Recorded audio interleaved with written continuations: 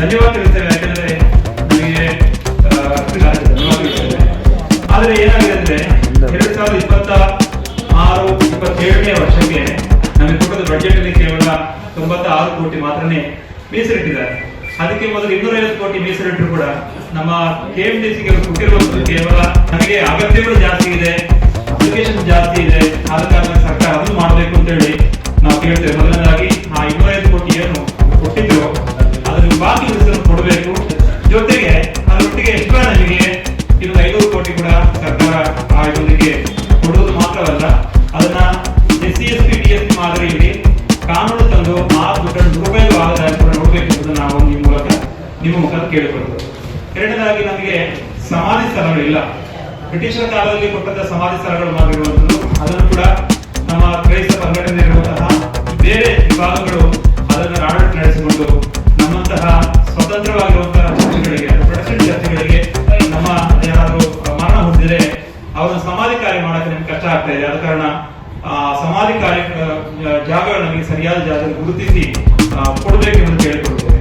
ಎರಡನೇದಾಗಿ Karnataka Christian community development corporation ನಲ್ಲಿ Protestant ಕ್ರೈಸ್ತರ ಪ್ರಾತಿನಿಧ್ಯತೆ ಇಲ್ಲ.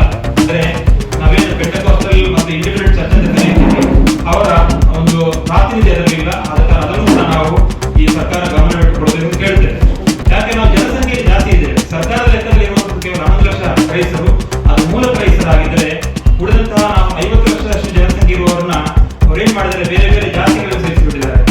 ಅಂದ್ರೆ ಒಕ್ಕಲಿಗರು ಯಾರು ಸ್ವಾಮಿ ತಿಳ್ಕೊಂಡ್ರೆ ಅವ್ರನ್ನ ಒಕ್ಕಲಿಗ ಕ್ರೈಸ್ತರು, ಬ್ರಾಹ್ಮಣ ಕ್ರೈಸ್ತರು, ಲಿಂಗಾಯತ ಕ್ರೈಸ್ತರು ಅಂತೇಳಿ ಆ ಒಂದು ಜಾತಿಗಳು ಸೇರಿಸಿಬಿಟ್ಟು ಅಲ್ಲಿ ಒಕ್ಕಲಿಗರ ಬೆನಿಫಿಟ್ ಸಿಗಲ್ಲ, ಈ ಕಡೆ ಕ್ರೈಸ್ತರ ಬೆನಿಫಿಟ್ ಸಿಗಲ್ಲ. ಜೊತೆಗೆ ಅಲ್ಲಿ ಏನ್ ಮಾಡಿದ್ರೆ 3B ಜೊತೆ ಸೇರಿಸಿಬಿಟ್ಟಿದ್ದಾರೆ. 3B ಜೊತೆ ಹಾಕಿದ್ರೆ ನಾವಿಲ್ಲೇ ಫೈಟ್ ಮಾಡಕ್ಕಾಗತ್ತೆ, ಆಗಲ್ಲ. ಅದರಿಂದ ನಮಗೆ ಸಪರೇಟ್ ಆಗಿ ಒಂದು 2B ಅಥವಾ 2C ಮಾದರಿಯಲ್ಲಿ ನಮಗೆ ಸಪರೇಟ್ ಆಗಿ ಗುರುತಿಸ್ಕೋಬೇಕು ಕ್ರೈಸ್ತರು. ನಾವು ಈ ಸಮಯದಲ್ಲಿ ಈ ಒಂದು ಪತ್ರಿಕಾಗೋಷ್ಠಿಯ ಮುಖಾಂತರ ನಾವು ನಿಮ್ಮನ್ನು ಕೇಳಿಕೊಳ್ತೇವೆ. ಅದೇ ಪ್ರಕಾರ ನಮಗೆ ಕ್ರೈಸ್ತ ಸಮುದಾಯ ಭವನಗಳಿಲ್ಲ. ಇಲ್ಲಿ ನೋಡ್ಬೇಕಾದ್ರೂ ಕೂಡ ನಮ್ಮ ಚರ್ಚ್ಗಳಲ್ಲಿ ನಾವು ಮಾಡ್ತೀವಿ ಇರುವಂತ ಸ್ವಲ್ಪ ಜಾಗ ಅಷ್ಟೇ ಹೊರತು ನಾವು ಇಂಡಿಪೆಂಡೆಂಟ್ ಆಗಿರುವಂತಹ ನಮಗೆ ಈಗ ಯಾರಾದ್ರೂ ನಮ್ಮ ಹುಡುಗರೆಲ್ಲ ಬರ್ತಾರೆ, ಬೆಂಗಳೂರಿಗೆ ಸ್ಟಡಿ ಮಾಡಕ್ ಬರ್ತಾರೆ, ಇಂಟರ್ವ್ಯೂ ಬರ್ತಾರೆ, ಇಲ್ಲಿ ಉಳ್ಕೊಳ್ಳೋದ್ರಲ್ಲಿ ಜಾಗ ಇಲ್ಲ. ಅದಕ್ಕೆ ನಮಗೆ ಬೆಂಗಳೂರು ಸಿಟಿಯಲ್ಲೂ ಎಲ್ಲಾ ಜಿಲ್ಲಾ ಕೇಂದ್ರಗಳಲ್ಲೂ ಕೂಡ ಸಮುದಾಯ ಭವನ, ಹಚ್ಚ ಭವನ ಯಾವ ರೀತಿ ಕೊಡ್ತಾರೆ ಅದೇ ಪ್ರಕಾರ ನಮಗೆ ಕೂಡ ಹೇಳಿಕೊಡ್ತೇವೆ. ಅದೇ ಪ್ರಕಾರವಾಗಿ ನಮ್ಮಲ್ಲಿರುವಂತಹ ಸೇವಕರು ಅಂದ್ರೆ ಪಾಸ್ಟರ್ಗಳು ಏನ್ ಕರಿತೀವಿ, ಉಳಿದ ಎಲ್ಲ ಪಂಗಡದ ಗೌರವಾನ್ವಿತ ಅರ್ಚಕರಿಗೆ, ಪೂಜಾರಿಗಳಿಗೆ, ಮೌಲ್ಯಗಳಿಗೆಲ್ಲ ಸರ್ಕಾರ ಅವರಿಗೆ ಮಾಸಿಕ ಗೌರವ ಕೊಡುವ ರೀತಿಯಲ್ಲಿ ನಮ್ಮ ಸೇವಕರು ಕೂಡ ನಾವು ಕೂಡ ಮೆಚ್ಚಿ ಎಷ್ಟೋ ಮಂದಿಗಳು ಋಷಿಮಣಿಗಳಾಗಿದ್ದಾರೆ, ಎಷ್ಟೋ ಮಂದಿಗಳು ತಪ ಮಾಡ್ತಾರೆ, ಎಷ್ಟೋ ಮಂದಿಗಳು ಅದನ್ನ ಅವರ ಎದುರು ಬಿಟ್ಟು ಮಾಡ್ತಾರೆ.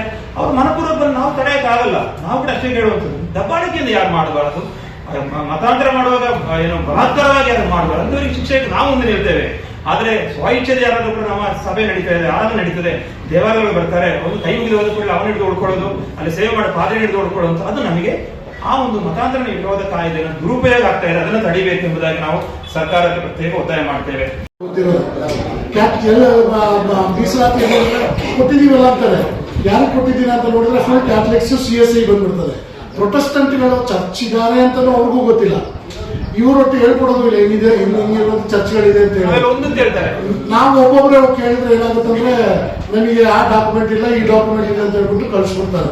ಇವನ್ ಮೈನಾರಿಟಿ ಡಿಪಾರ್ಟ್ಮೆಂಟ್ ಒಂದೊಂದು ಡಿಸ್ಟಿಕ್ ಅಲ್ಲಿ ಹೋದ್ರು ನಮ್ಮ ಅಪೇಕ್ಷೆ ತಗೊಳ್ಳೋದೇ ಇಲ್ಲ, ಅಪ್ಲಿಕೇಶನ್ ತಗೊಳ್ಳೋದೇ ಇಲ್ಲ.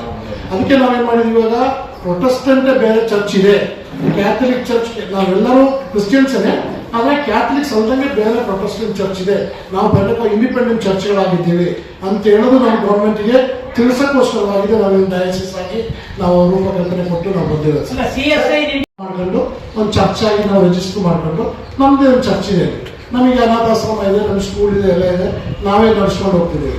ಅದು ಇವಾಗ ಕ್ಯಾಥಲಿಕಲ್ಲೂ ಬರಲ್ಲ, CSI ಬರಲ್ಲ, ಬ್ರದರ್ ಬರಲ್ಲ, ಯಾವ್ದ್ರಲ್ಲೂ ಬರಲ್ಲ, ಇಂಡಿಪೆಂಡೆಂಟ್ ಚರ್ಚ್ ಅಂತ ಕರೀತಾರೆ. ಇದೇ ತರ ಇಂಡಿಪೆಂಡೆಂಟ್ ಒಂದು 5,000 ಸಭೆಗಳಿದ್ದಾರೆ. 5,000 ಸಭೆಗಳಲ್ಲಿ ಒಂದು ಆಫ್ರಿಕಾದಲ್ಲಾಗ್ಲಿ ಎಲ್ಲ ಕಡೆ ಪ್ರೊಟೆಸ್ಟೆಂಟ್ ಚರ್ಚ್ಗಳೇ ಜಾಸ್ತಿ ಇದೆ. ಪಕ್ಕದಲ್ಲೇ ರವಿಮಣಿ ಅಂತ ಹೇಳೋದು 12,000-13,000 ಇದೆ ಚರ್ಚಸ್ ಇದಾವೆ.